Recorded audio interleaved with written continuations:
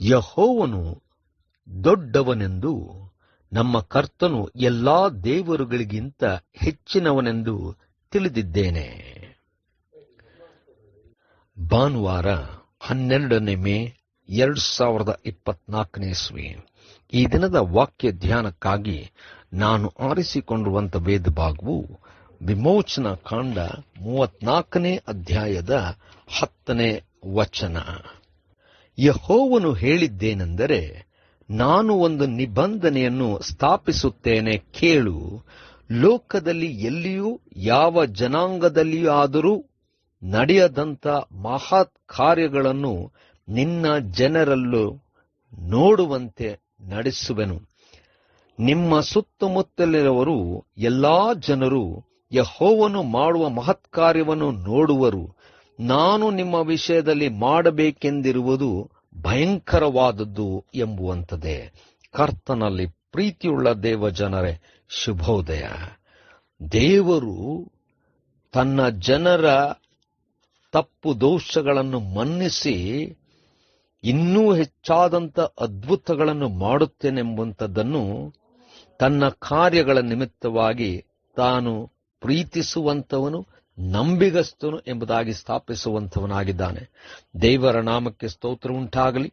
ಕರ್ತನಲ್ಲಿ ಪ್ರಿಯರೇ, ಈ ವಾಕ್ಯ ಧ್ಯಾನ ಮಾಡೋಣ.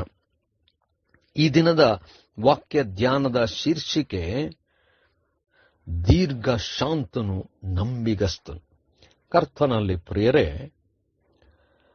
ಮೋಶೆಯು ದೇವರ ಬಳಿಗೆ ಹೋಗಿ ತನ್ನ ಜನರ ಮೇಲೆ ಕನಿಕರ ಇಡಬೇಕು, ಕರುಣೆ ತೋರಿಸಬೇಕೆಂಬುದಾಗಿ ಬೇಡಿಕೊಳ್ಳುವಾಗ, ದೇವರು ಜನರ ಪಾಪದ ನಿಮಿತ್ತವಾಗಿ ಕೋಪಗೊಂಡಿದ್ದಾಗ್ಯೂ ಆತನ ಪ್ರೀತಿ ಅತಿ ಹೆಚ್ಚಾದದ್ದರಿಂದ ಆ ಜನರನ್ನು ಕ್ಷಮಿಸುವುದಕ್ಕೋಸ್ಕರವಾಗಿ ದೇವರು ಸಿದ್ಧನಾದನು. ಅಷ್ಟು ಮಾತ್ರವಲ್ಲ, ತನ್ನ ಪ್ರೀತಿಯನ್ನು, ನಂಬಿಗಸ್ತಿಕೆಯನ್ನು ಅದ್ಭುತವಾಗಿ ಪ್ರಕಟಿಸಿದನು. ದೇವರು ತಾನೇ ಮೋಶೆಗೆ ಹೇಳಿದಂಥದ್ದೇನೆಂದರೆ, ದೇವರು ಕ್ಷಮಿಸುವಂಥವನು ಮಾತ್ರವಲ್ಲ, ದೇವರು ತನ್ನ ಜನರೊಂದಿಗೆ ಒಂದು ನಿಬಂಧನೆಯನ್ನು ಮಾಡಿಕೊಳ್ಳುತ್ತಾನೆ.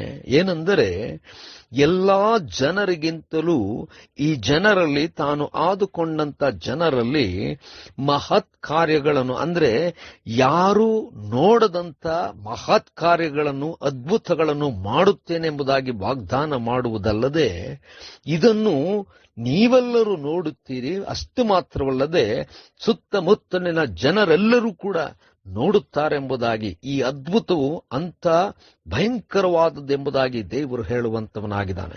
ಕರ್ತನಲ್ಲಿ ಪ್ರಿಯರೇ, ಯಾವ ದೇವರು ಕೋಪದಿಂದ ನಾಶ ಮಾಡುತ್ತೇನೆಂಬುದಾಗಿ ಹೇಳುವಂತವನಾಗಿದ್ದಾನೋ, ಅದೇ ದೇವರನ್ನು ಮೋಶೆ ತನ್ನ ಕರುಣೆಯನ್ನು ಕೋರುವಾಗ, ದೇವರು ತನ್ನ ಕರುಣೆಯಿಂದಾಗಿ ದೀರ್ಘ ಶಾಂತನು, ಪ್ರೀತಿ ಸ್ವರೂಪನಾದಂಥ ದೇವರು ತನ್ನ ಜನರನ್ನು ಮನ್ನಿಸುವುದು ಮಾತ್ರವಲ್ಲ, ಆ ಜನರನ್ನು ಪುನಃಸ್ಥಾಪಿಸುತ್ತಾ, ಆ ಜನರೊಂದಿಗೆ ಬರುತ್ತಾ, ಆ ಜನರಿಗೋಸ್ಕರವಾಗಿ ಎಂಥ ಅದ್ಭುತಗಳನ್ನು ಮಾಡುತ್ತಾನೆಂಬುದಾಗಿ ಪ್ರಕಟಿಸುವಂತವನಾಗಿದ್ದಾನೆ. ಇಂಥ ದೇವರು ನಮಗೆ ನಮ್ಮ ಜೀವನದಲ್ಲಿ ಇರುವಂಥದ್ದೇ ದೊಡ್ಡ ಸೌಭಾಗ್ಯ. ನಮ್ಮನ್ನು ಕ್ಷಮಿಸುವುದು ಮಾತ್ರವಲ್ಲ, ನಮ್ಮ ಜೀವಿತದಲ್ಲಿ ಅದ್ಭುತವನ್ನು ಮಾಡುವಂತವನಾಗಿದ್ದಾನೆ. ಕರ್ತನೆ, ದಯಮಯ ಸ್ವಾಮಿ, ನಿನ್ನ ಕಾರ್ಯವನ್ನು ನಾವು ನೋಡುತ್ತಾ, ವೀಕ್ಷಿಸುತ್ತಾ ಅನೇಕರಿಗೆ ಸಾಕ್ಷಿಯಾಗಿ ನಿಲ್ಲುವಂತೆ ಮಾಡು. ಯೇಸುವಿನ ನಾಮದಲ್ಲಿ ಪ್ರಾರ್ಥನೆ ಬೇಡಿದೆವು ತಂದೆಯೇ, ಆಮೆನ್.